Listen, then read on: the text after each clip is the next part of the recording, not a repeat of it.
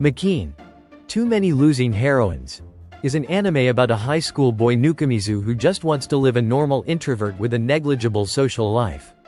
However, being like all main rom-com anime, one day, he encounters Yanami, a girl who is rejected by her childhood friend.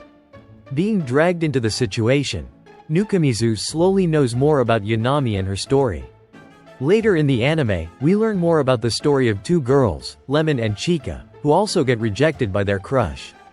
On the surface, this plot feels like a generic rom-com anime, but the more I keep watching it, the more I realize how great and all-around this show is. In this video, I will show you the greatness of this show, and also answer the questions of why it differs from other lots of rom-com anime these days. Hello anime lovers, my name is Bestakill. Like all anime fans, I'm just a guy who really likes to watch and analyze lots of anime. My mission here is to share with you my perspective on all the anime I've watched over the season. Before I start the review, I would say that my way of reviewing anime is to divide it into three whats. I call it what I see, what I hear, and what I feel. If you want to know more about it, please consider watching this video right here. Without any further ado, let's get to the review. From my point of view, animation represents the studio that makes it. So when we analyze animation, we can also see some characters of the studio. This anime is animated by A1 Pictures. When you look at their animes in the past, it's really like a hit or miss type. Sometimes the animation is a masterwork with a lot of details, sometimes it could be a disaster and can ruin an entire plot. Luckily, Makeen.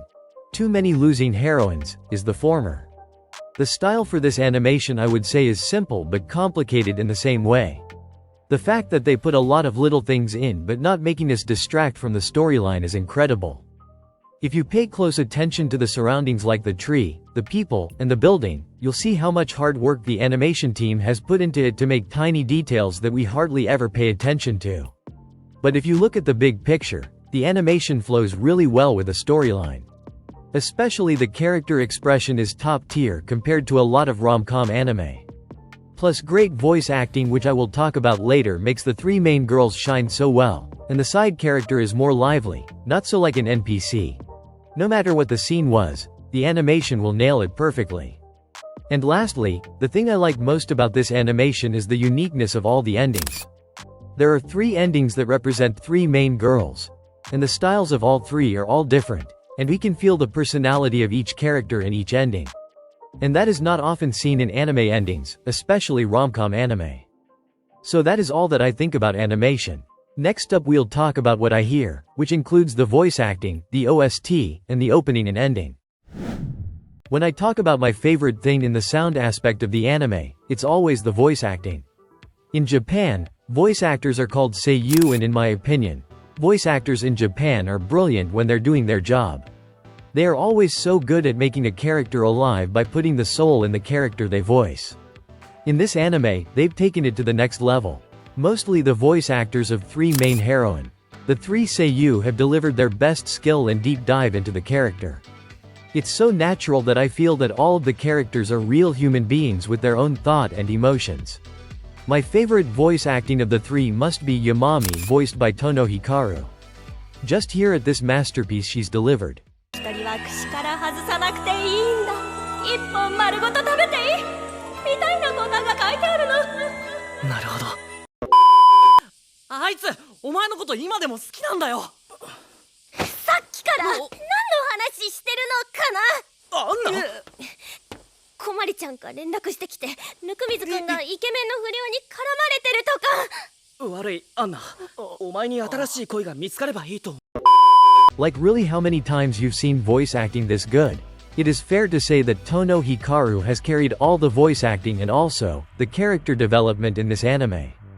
Alright, I've talked about the most important part in the what I hear pillar, but that isn't all the thing in the pillar. The second thing I want to talk about is the music in the anime, which I will divide into two parts, the opening, ending, and the OST. Firstly, let's talk about opening. The opening in this anime is fine, but the song itself is kind of mediocre, at least for my liking anyway. Still, the animation of this opening is great and detailed. It balances out the lack of excitement in the opening. As I said in the what I see part, in the visual view of this anime, one studio delivers excellently and sharply, which makes other factors shine so well. Speaking of other factors, let's talk about the ending. Opposite of the opening, all three endings are great in all ways that I can't find anything to nitpick about. These endings are three cover songs from our three main heroine seiyuu. Their singing is very lovely. These three endings are placed after the plot that centers around each main heroine character, so it must flow with the storyline. Not only it does do that, but also shows more about the character's personality through the unique art and great singing of the seiyuu. My favorite of all three must be Love 2000, covered by Hikaru Tono herself. This kind of melody in this song is my cup of tea. If you watch episode 3, we'll know that the transition from the episode to this song is a chef kiss. No spoiler. We'll have to watch it and enjoy it yourself. Lastly, I'll talk about the OST. Like I said in the last video, the OST always goes with the storyline. So to be good, OST must adapt to the situation, no matter if it is a funny scene, romantic scene, or drama scene. The OST in this anime is far more than that. Doing everything I said above also leverages it even more by building the story to its maximum. Plus, combine it with a well-writing story, which I will talk about later, it just slides perfectly into the anime. So that is all the thing I like about the hearing factors of this anime. Next up is the thing that far more important than the two last part, the thing that makes all anime being remembered for a long time. Yes, it's what I feel pillar, which includes the plot and character building. When I looked up the live chart website for what I'll watch for the new season, I came up with this anime. At first glance, the synopsis of this anime is straightforward. The stage that the author's setting is very familiar to all rom-com fans out there. Losing a girl gets rejected? The main boy is an antisocial guy in high school.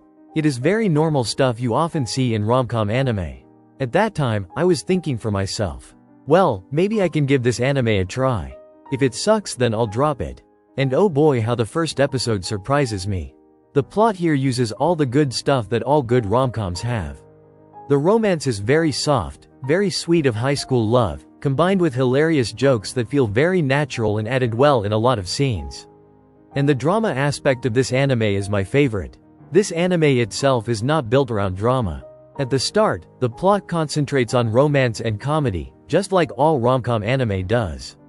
But very sneaky, the author puts a lot of small details that blend into the storyline and build up the drama from time to time. And the brilliant of it is that we've never noticed it until the drama happens. And when it happens, it is like an explosion. Very sudden, very surprising as well. The emotions that come from the explosion are incredible, that make me praise how much work the author has put in. As I said in the last video, the plot twist is the peak of what the author can deliver. This anime doesn't have any plot twist, but somehow, the drama has come to the level of it.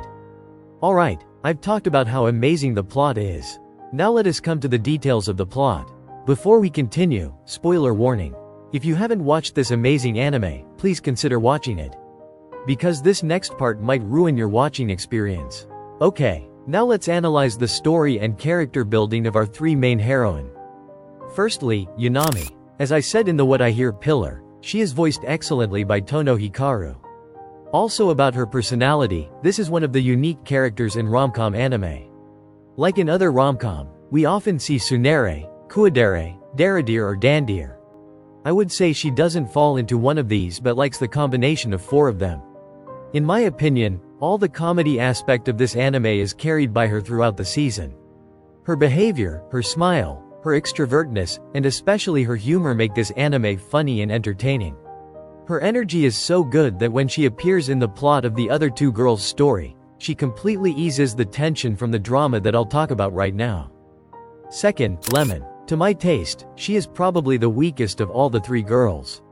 Her personality is very generic in my opinion. There are a lot of rom-coms that have the same vibe as the sporty girl like her. And the story she's in is not great also. Like I see they want to make her story dramatic and romantic at the same time. But the plot itself is too slow to make it dramatic, and her personality is not suitable for a romantic role. Sorry for all Lemon fans out there, but for me, I think she will perform better if she is a side character and supports the main characters.